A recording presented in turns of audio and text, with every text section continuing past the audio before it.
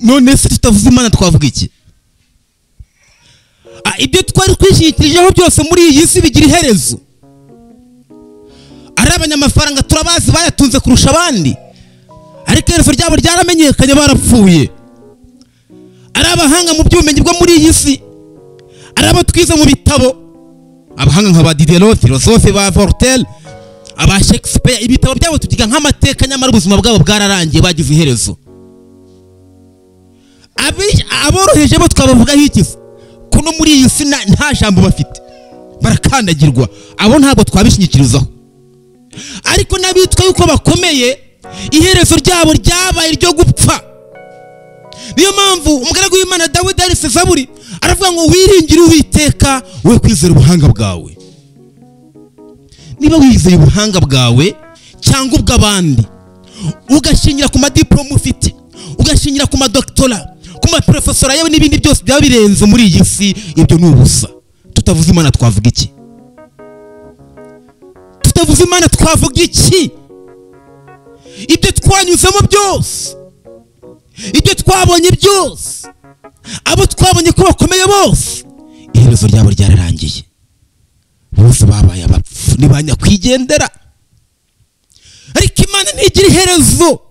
Imana ntigira se, ntigira nyina, ntigira iherezo, ntigira itangiriro. Ni Imana ihoraho ukiri. Igeze ubwira Mose ngo genda ubwire Farawo ngo ndiho, yakuntumyeho. Haleluya.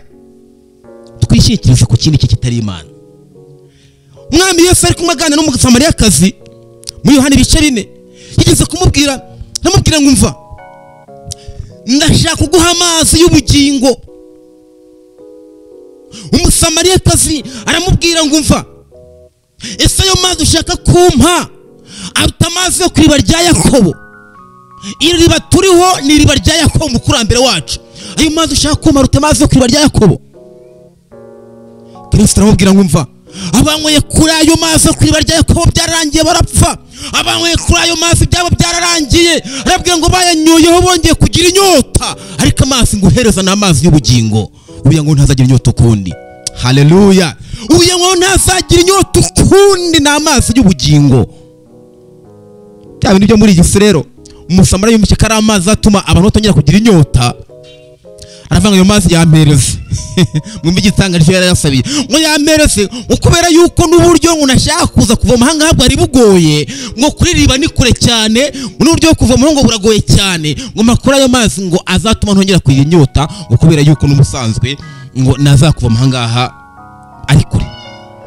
Aribyo muri iyi si abantu bafata agakiza n'ubuntu bw'Imana bakabigiranye n'amafaranga, bakavuga ngo iyaba ku gakiza ka Kristo ari akatuzanira amafaranga, kakaba ari agakiza katuzanira icyubahiro, kakaba ari agakiza gatuma tuvugwa neza, kakaba ari agakiza katurinda amakuba, kakaba ari agakiza gatuma tudahangayika, ako gakiza ko twakirukanyira tugashaka. Yes. Ariko ibyo ngibyo iby'agakiza birenze kure. Haleluya. Ibyo muri iyi si niyo mpamvu Yesu amubwiye ngo umva, unywa ku mazi ma ntazagira inyota ukundi. Icyakora ntabwo ari inyota y'ibyo muri iyi si. Inzara izakwica, uzasonza, uzababara, uzahangayika nk'abandi bose ukuri muri iyi si, ariko mu bwami bwo mu ijuru ntuzagira inyota ukundi. Haleluya. Nashaka kubabwira ngo dukwiriye kwiringira Uwiteka, twiringire ubuhanga bwacu. Imana duhana umugisha. Ni amagambo numvaga nkwiriye kubwira abantu muri kano kanya. Nkabwira ngo Imana ntabwo isanzwe, Imana ntabwo ariyo kuvuga twabonye pose, Imana ntabwo ariyo kuvuga ko turuhutse, ntabwo tuvuga Imana dufite amafaranga. Oya, iby'agakiza k'Imana n'ubuntu bw'Imana n'amazi Kristo atanga y'ubugingo birenze kure cyane imitekerezo y'umuntu. Ni amazi Kristo aguha ukumva urakomeye waburaye, ukumva urakomeye nta mafaranga. Paulo yabivuze neza avuga ngo ndafashijwe cyane.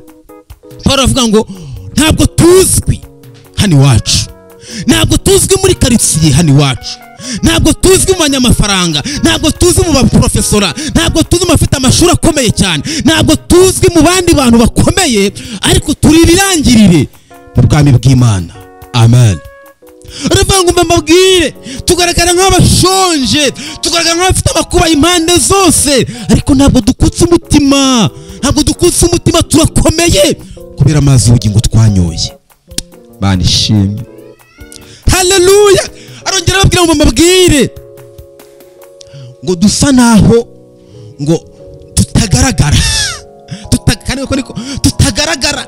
Imiryango y'iwanyu ntabwo izwi, ntabwo mubiza amashuri ya kaminuza bakarangiza uzwimo, yewe wasana primaire nayo ubwayo utarayisoje.